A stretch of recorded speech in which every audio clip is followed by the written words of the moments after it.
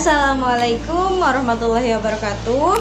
Perkenalkan, nama saya Alia Nur Fitriani. Saya dari kelas 20A1 Program Studi PGSD Fakultas Ekonomi dan Bisnis Universitas Pelita Bangsa. Nah, kali ini saya akan menjelaskan mengenai short term memory atau long term memory, atau juga biasa kita sebut dengan ingatan jangka pendek dan ingatan jangka panjang. Nah, untuk pengertian lebih jelasnya, kita lanjut video berikut ini. Yang pertama, short term memory atau biasa kita sebut dengan ingatan jangka pendek. Dan agar lebih mudah, kita sebut saja dengan STM. Nah, STM sendiri merupakan suatu proses penyimpanan ingatan sementara, yang berarti informasi yang dipertahankan hanya informasi yang masih dibutuhkan oleh otak kita. Nah, hal ini diperkuat oleh penelitian dengan judul Teknik Brown-Peterson pada tahun 1959 oleh keluarga Peterson dan J. Brown pada tahun 1958 yang mendemonstrasikan kapasitas otak manusia untuk menyimpan informasi dalam area penyimpanan sementara bersifat sangat terbatas dan rentan terhadap memudarnya informasi dengan cepat jikalau kita tidak memiliki kesempatan mengulang informasi atau ingatan tersebut. Dan biasanya jumlah informasi yang dapat disimpan dalam ingatan jangka pendek hanya 5 hingga 9 informasi saja yang dapat berada dalam ingatan jangka pendek tersebut.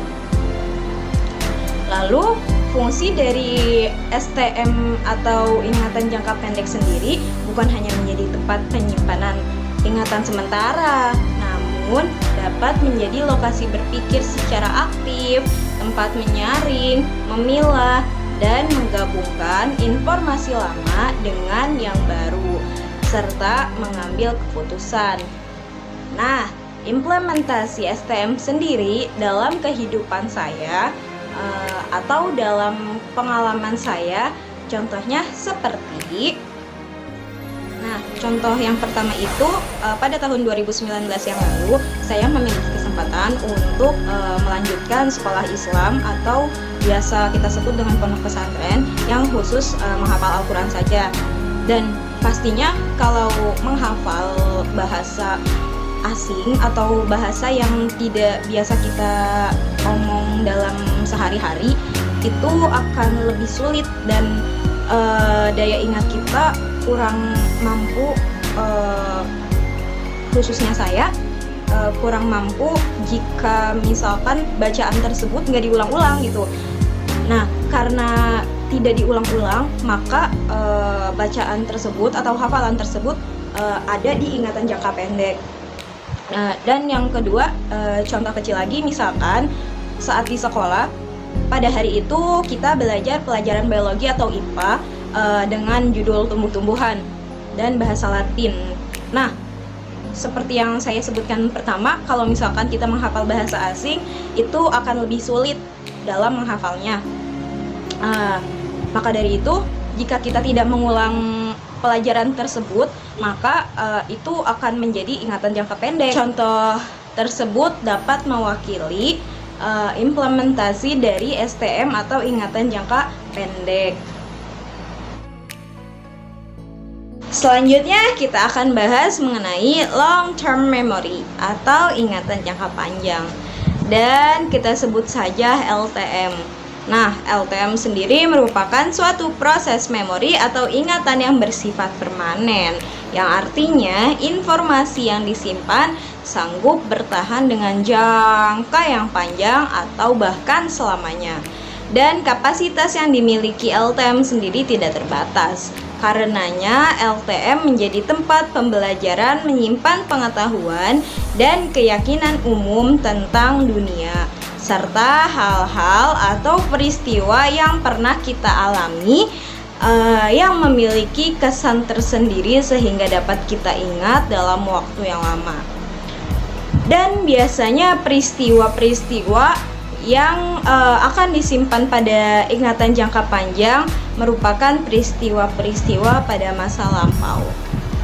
Nah, implementasi LTM pada kehidupan saya pribadi, contohnya seperti contoh yang pertama, seperti saat saya di pondok atau di pondok pesantren tahun 2019, saya memiliki kesan atau peristiwa yang tidak terlupakan, seperti peristiwa menyenangkan atau bahkan menyedihkan yang dialami di pondok tersebut. Biasanya peristiwa itu peristiwa bodoh atau peristiwa menyenangkan yang kita rasakan sendiri atau saat bersama dengan teman-teman. Nah, contohnya itu seperti saat saya di pondok, saya memiliki kesan tersendiri terhadap kamar mandi yang dimana kamar mandinya itu berbeda dengan kamar mandi biasanya, dan itu merupakan hal yang cukup berkesan bagi saya. Nah, lalu ada juga hal-hal atau peristiwa-peristiwa menyenangkan pada saat kecil. Tentunya kita memiliki kenangan atau peristiwa-peristiwa yang kita ingat sampai sekarang gitu. Kayak peristiwa-peristiwa misalkan jalan-jalan ke suatu tempat kayak tempat main atau taman pada saat kecil, yang dimana di situ diisi dengan kebahagiaan atau bahkan bisa saja diisi dengan kesedihan. Nah, mungkin itu dua contoh yang dapat saya jadikan implementasi LTM itu sendiri. Dan menurut saya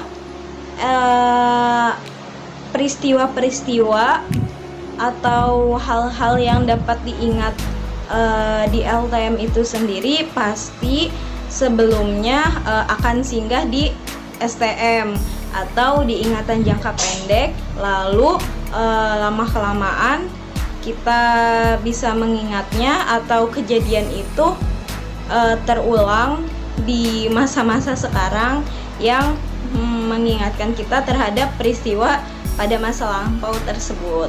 Begitu. Dan mungkin sekian dari presentasi saya mengenai LTM dan STM atau ingatan jangka pendek serta ingatan jangka panjang. Semoga bermanfaat bagi kita semua, khususnya saya pribadi dan teman-teman yang menonton, dan semoga kita semua dalam keadaan sehat walafiat. Sekian dari presentasi saya. Minal aizin wal faizin, mohon maaf lahir dan batin. Dadah. Wassalamualaikum warahmatullahi wabarakatuh.